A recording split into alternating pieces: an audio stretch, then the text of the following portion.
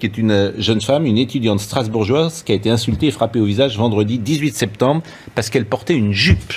Et vous avez peut-être vu sur les réseaux monter cette affaire. Elle dénonce un climat de plus en plus malsain et dangereux pour les jeunes femmes à Strasbourg. Et selon France Bleu Bas-Rhin, elle rentrait chez elle à pied quand elle a croisé 3 hommes d'une vingtaine d'années qui l'ont traitée. Elle va nous dire comment ils l'ont traité. Et on sera également avec Michel Cordiot, qui, dans une seconde, qui est secrétaire régional Grand Est Alliance Police Nationale, que je salue. Mais écoutons le témoignage d'Elisabeth, parce que quand on parle d'ensauvagement de la société, on est au cœur de cela avec ce témoignage.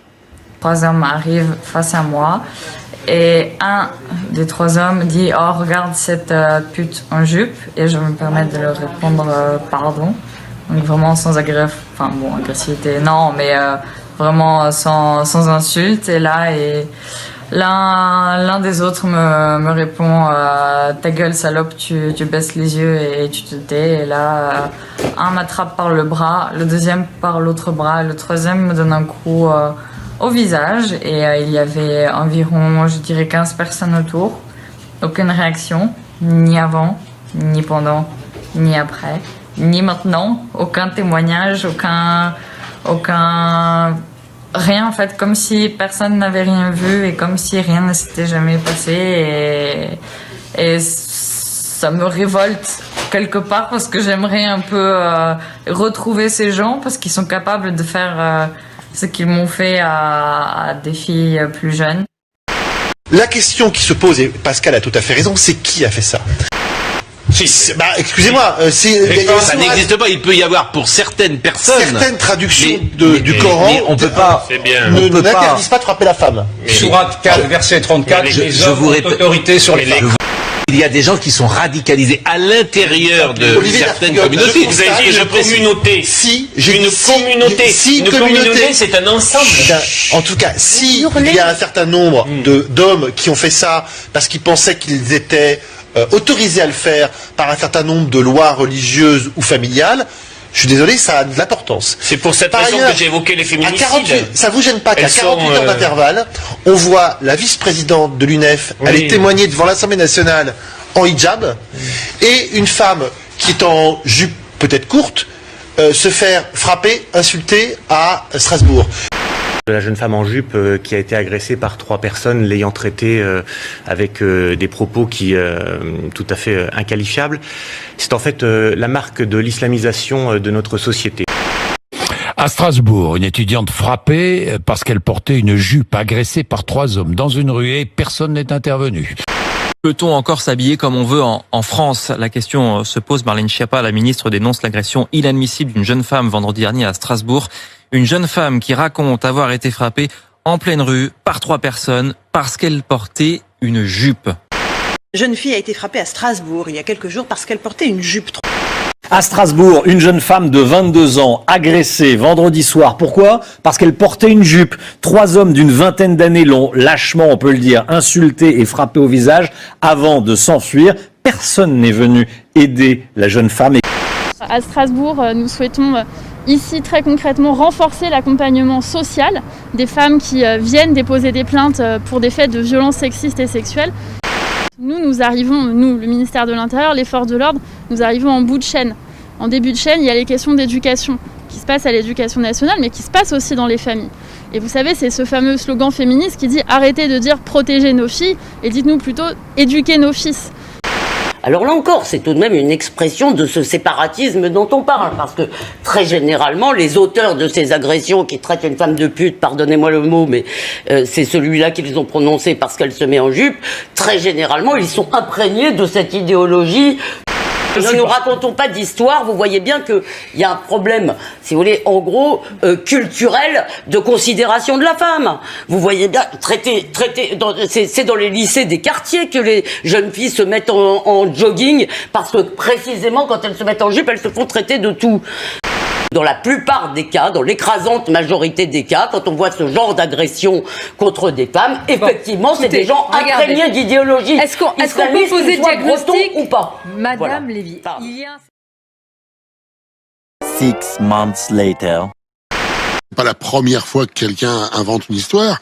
Par contre, effectivement, comme le dit Olivier, si seulement ça pouvait rendre service aux ministres et qu'ils arrêtent de réagir à l'émotion sur toutes les informations pour sauter tout de suite dans un avion, un train, pour aller sur place réagir à un événement, voilà, c'est pas le boulot d'un ministre. Donc là, encore une fois, si c'est la réalité et que c'est vraiment un fait qui s'avère complètement inexact, eh ben j'espère que les ministres en tiendront rigueur et qu'ils arrêteront de faire des déplacements inutiles pour rien du tout, sans arrêt, à tout le temps aller au fait de l'émotion pour faire de quoi, rien du tout, du buzz, du je ne sais quoi.